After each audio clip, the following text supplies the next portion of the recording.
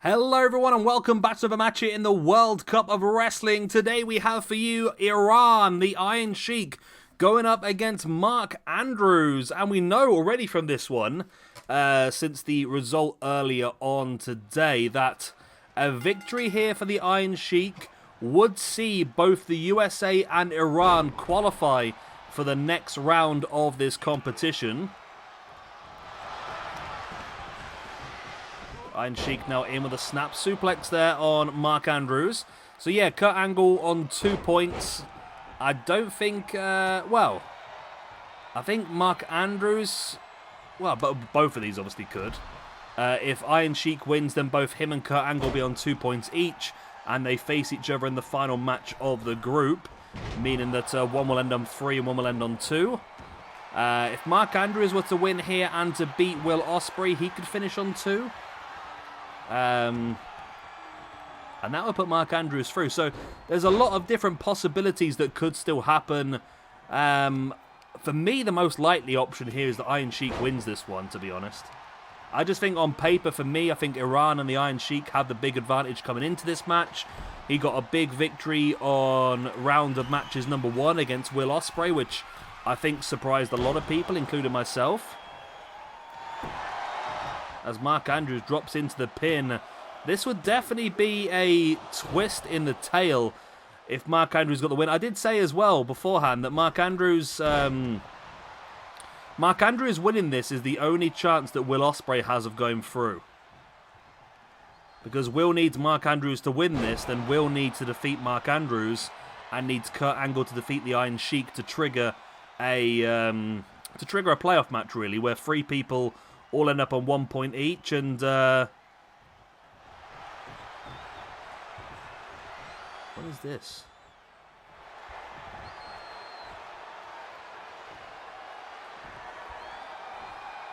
There is Will Ospreay, talk of the devil. I think Will Ospreay was trying to get the Iron Sheik disqualified, but Mark Andrews was having none of it. Mark Andrews was having none of that at all. Ospreay tried to turn up and attack Mark Andrews, but Andrews caught Ospreay out and wiped him out.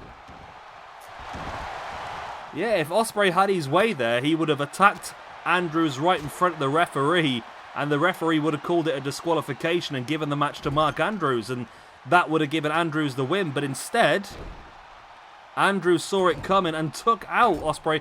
It's an interesting way of doing it. I mean, Ospreay just could have assaulted the Iron Sheik and helped, but Ospreay wanted to go directly, and I can understand the idea. If you can take out Mark Andrews in front of the referee will disqualify the Iron Sheik, and then Andrews gets the win. It's a foolproof plan.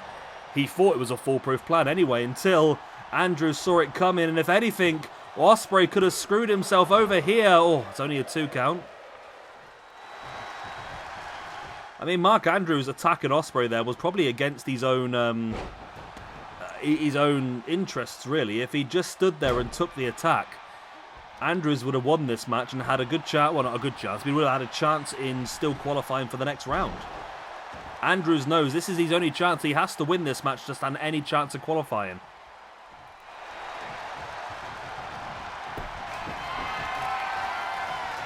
And this could be the end, though, as the Iron Sheik now locking in that camel clutch submission hold. Can Mandrews survive, or will he have to tap? Oh, Mandrews does survive. Slides out the back. Mark Andrews now sending the Iron Sheik crashing to the outside. It looks like Will Ospreay has been escorted to the back.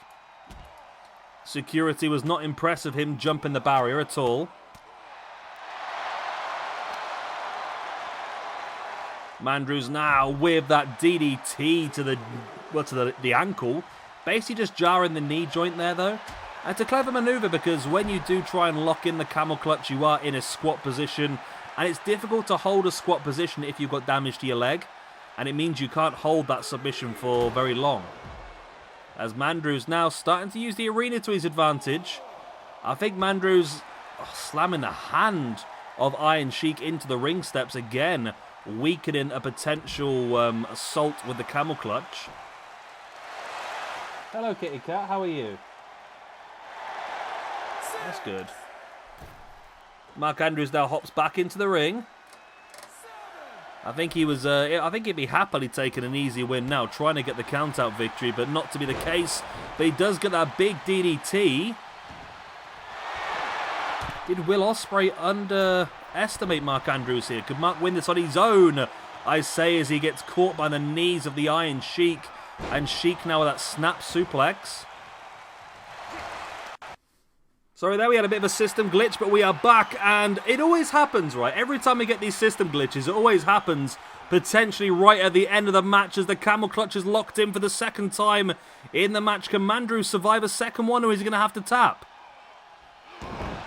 Mandrews survives, but can he survive the pin as well?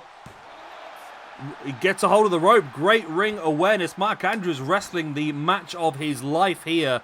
And I'm sure Will Ospreay, if he's been released by security at the moment, is backstage watching this, just hoping to dear Lord that Mark Andrews can pull this one out the bag. There's a standing shooting star by Mandrews. Drops into the pin for the 1, the 2. Oh, it's only a 2 count. It's getting closer and closer, though.